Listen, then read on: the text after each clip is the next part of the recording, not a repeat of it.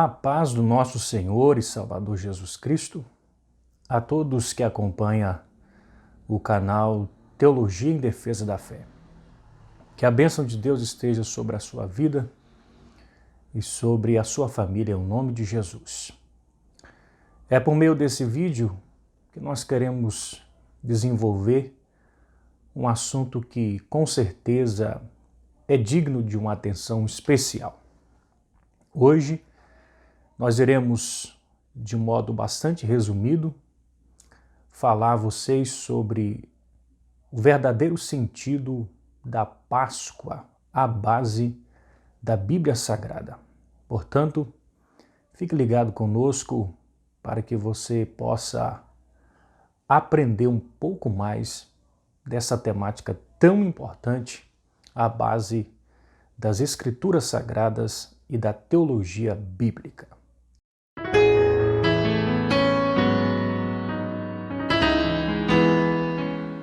Qual é o significado da palavra Páscoa?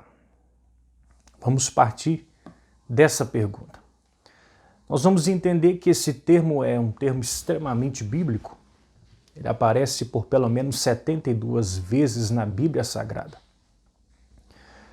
A primeira vez que esta palavra é citada, revela também o seu fundamento.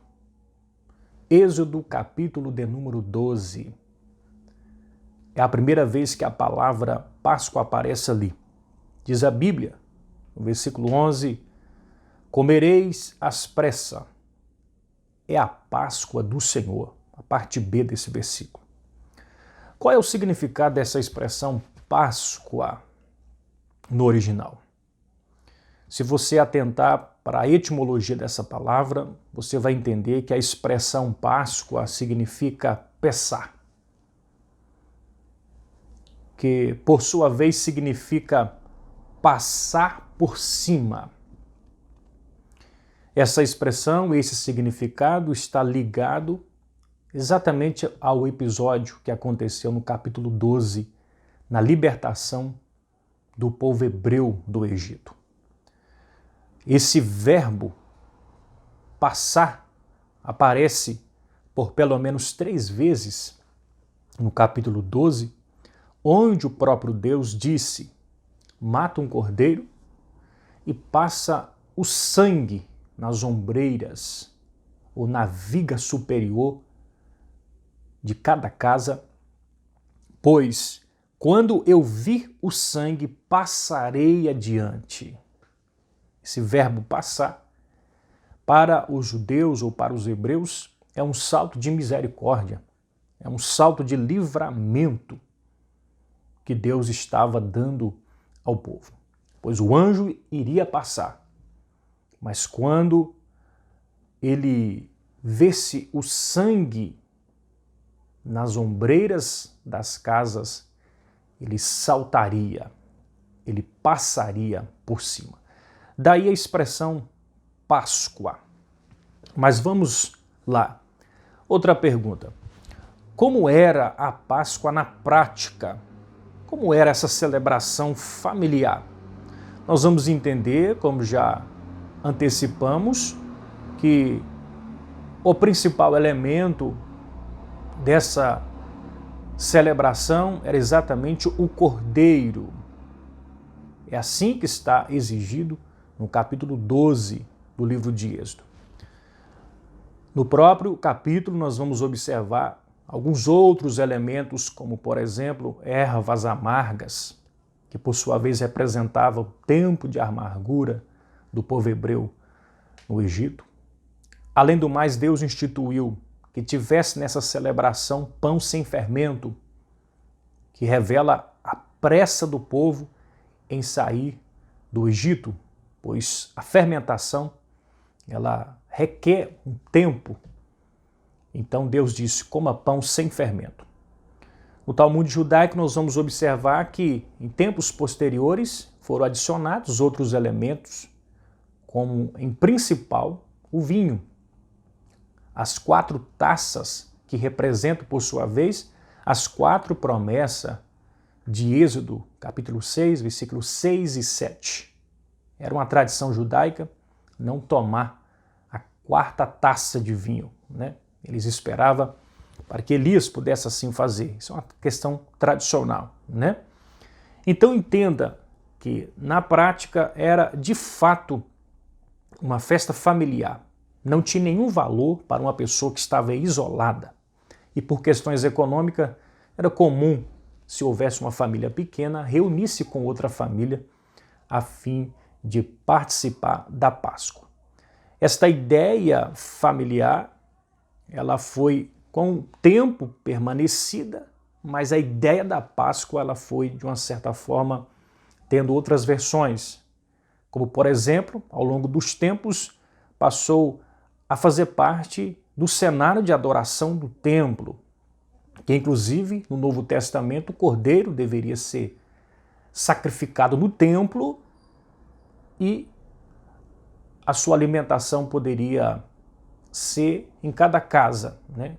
Ou seja, houve, portanto, ao longo dos tempos, uma mudança, pois o sacrifício passou a ser comunal, mas restritamente ligado ao tempo da construção do templo por parte de Salomão adiante, né? A data, qual era a data exata do sacrifício da Páscoa ou da celebração da Páscoa? É interessante nós frisarmos a data, porque ela traz um simbolismo muito grande no que concerne ao povo de Israel. Por quê? Você vai perceber que a Páscoa, ela iniciou um novo calendário nas concepções judaicas. Um novo tempo, uma nova data foi definida para o povo hebreu a partir da Páscoa. Se você estudar o tempo em que foi instituída a Páscoa, você vai observar que foi exatamente no mês de setembro, outubro, o calendário civil da época. Mas, quando Deus instituiu a Páscoa, a partir dali houve um novo calendário para o povo judeu, chamado de calendário religioso, pois Deus instituiu no 10º dia do mês de Nissan, vocês vão começar a preparar o cordeiro, separar o cordeiro. E no 14º dia é que vocês vão, portanto, sacrificar o cordeiro, para que no 15º vocês possam celebrar a Páscoa, Levítico 23:5. Então, em cada mês de Nissan, que se tornou o primeiro mês do ano do povo hebreu, no 14º e 15º dia, portanto, era celebrado a Páscoa do Senhor. Enfim, essa data para o povo de Israel tinha um simbolismo muito grande, pois até então ele estava sob o calendário egípcio, ele estava sobre a política, sobre a ética egípcia, mas com a efetuação desta cerimônia familiar em Êxodo 12, houve-se então um novo tempo. Portanto, o primeiro mês do calendário religioso do povo judeu é o mês de Nissan, onde, que por sua vez é celebrado a Páscoa do Senhor, no primeiro dia, tá bom? Então, a data, por sua vez, traz um simbolismo muito grande para o povo de Israel, né? Como era, portanto, a festa da Páscoa no cenário espiritual judaico? Vamos partir da ideia de que a Páscoa não era uma celebração isolada do cenário religioso, não. Se você atentar para a Bíblia, você vai perceber que havia pelo menos 6 festas anuais para o povo judaico. 6 festas. Nós vamos entender que as festas assinalavam importantes momentos, né, e acontecimentos significativos. Portanto, havia 6 festas anuais para o povo judaico. E é interessante que a Páscoa era de fato a primeira festa dessas 6 em todo ano no calendário religioso judaico. Era a primeira festa. É interessante entender que dá de entender a base da teologia que Ezequias celebrou a festa da Páscoa, segundo as Crônicas, capítulo 30, e você vai observar que ele disse que o cordeiro deveria ser abatido ou sacrificado no templo, porque até então ele poderia ser sacrificado em qualquer lugar.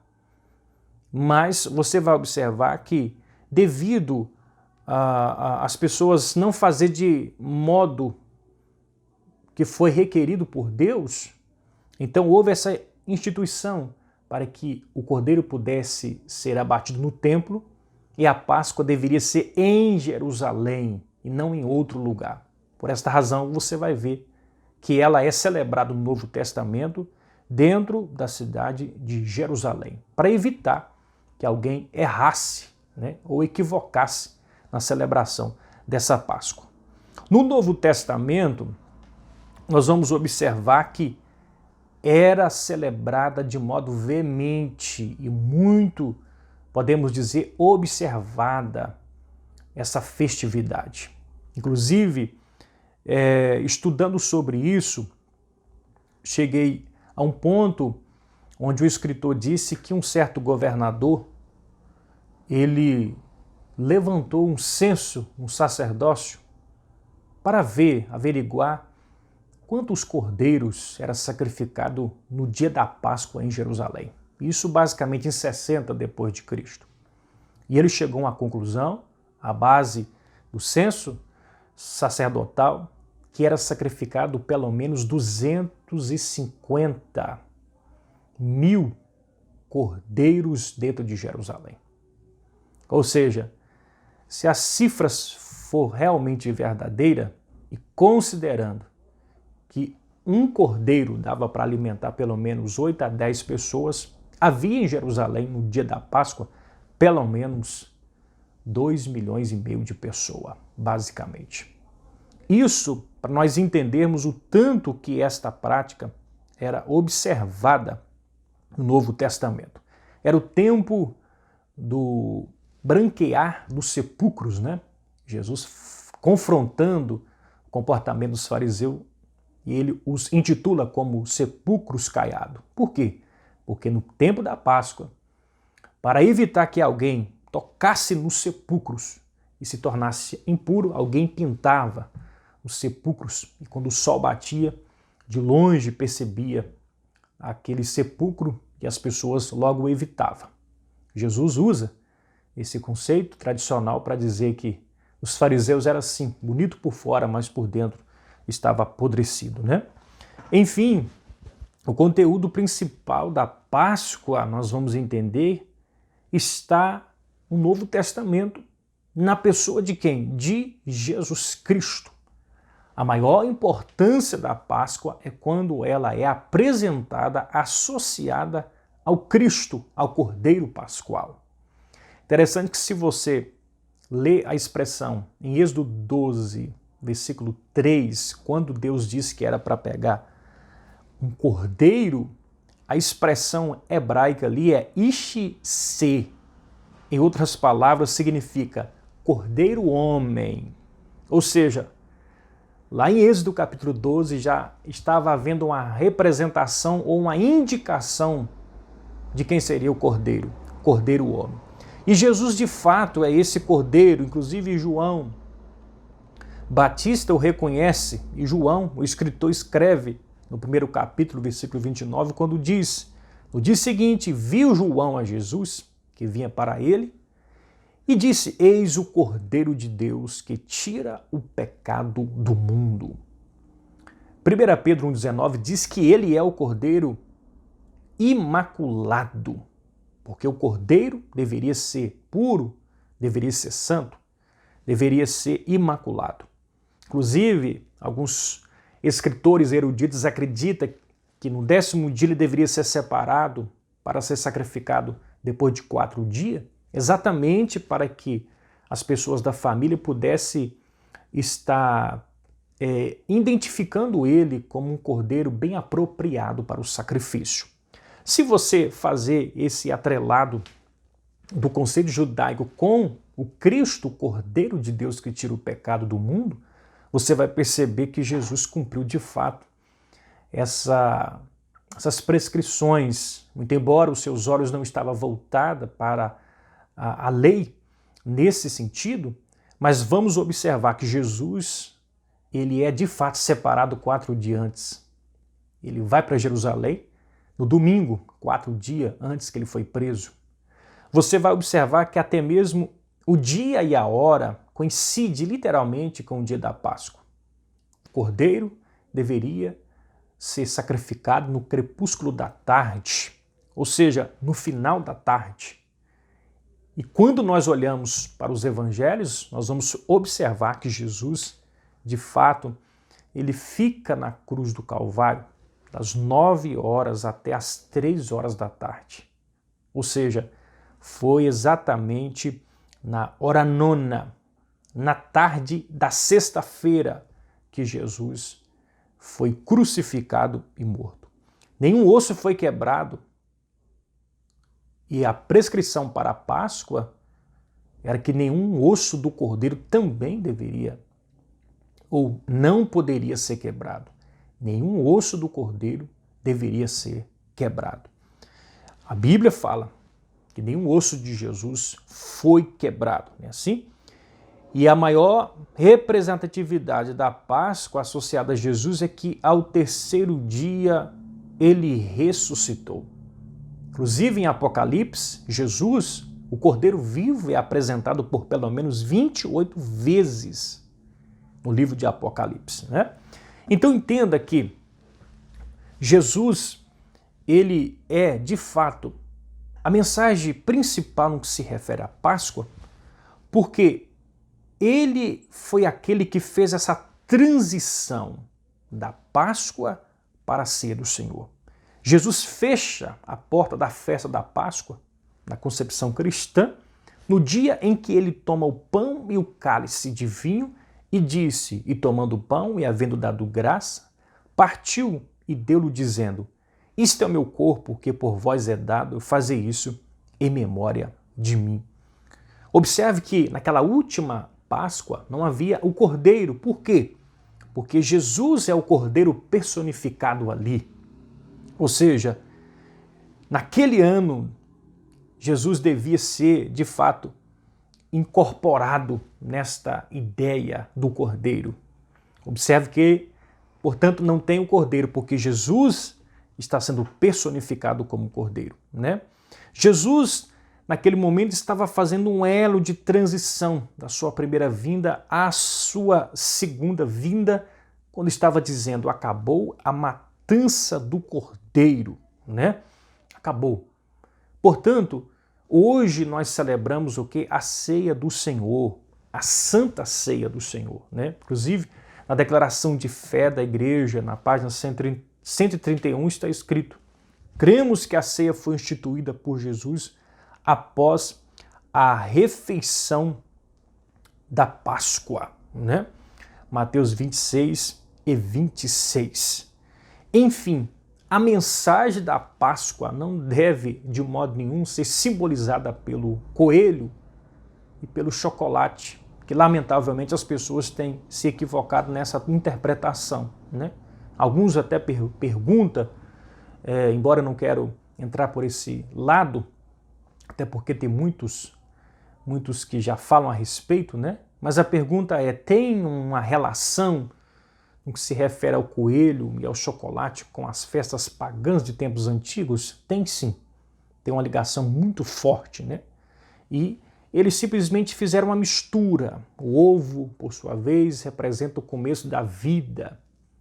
Em um certo tempo, na Mesopotâmia, quando o cristianismo chegou, eles começaram a pintar os ovos de galinha ou de outra ave de vermelho, representando o sangue de Jesus.